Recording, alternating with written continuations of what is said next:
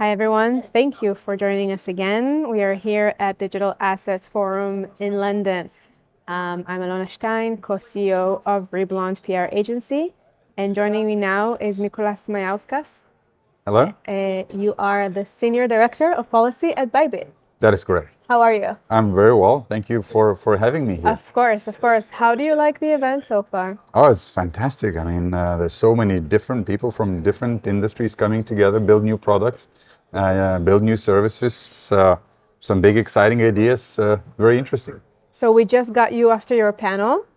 What was that? Like, what was the highlight of the panel for you?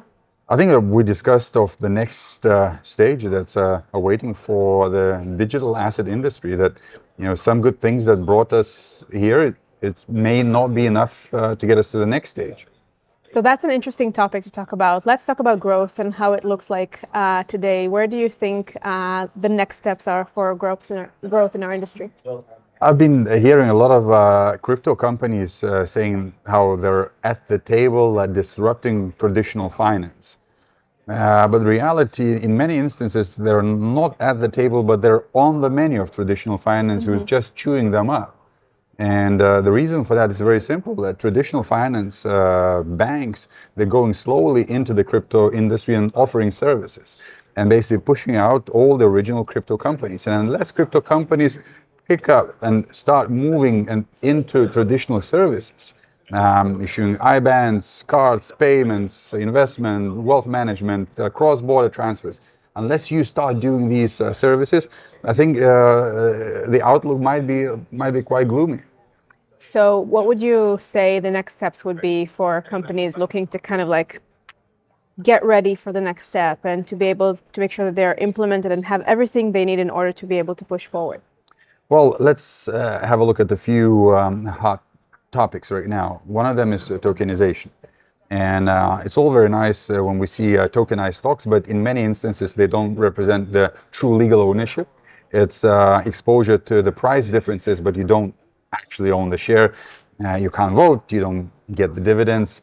It's a derivative. It's a nice product, but if we want to scale, we should think about opportunities to tokenize real assets. It's something that the United States is going very strongly today. I also think that the services should be provided more seamlessly in terms of the banking services that the crypto industry can do using the digital assets. So basically having one IBAN and issue a card on that, make cross-border transfers, make payments, do wealth management, do investments.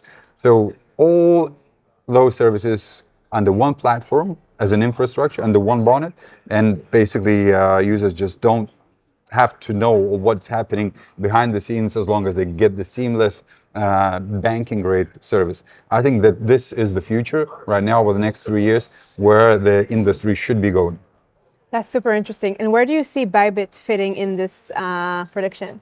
So our management has a very ambitious targets for this year to have one financial platform that would integrate the Bybank infrastructure, which would do exactly what I just mentioned.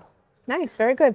Anything else you'd like to share with our audience today? I would just say so much thank you for building the community, because if we want to make a change, as a former lawmaker, I know that if businesses come to you and say we want to have one law changed one or the other way, automatically you think you're going to do the other way around because you're pushed to do something.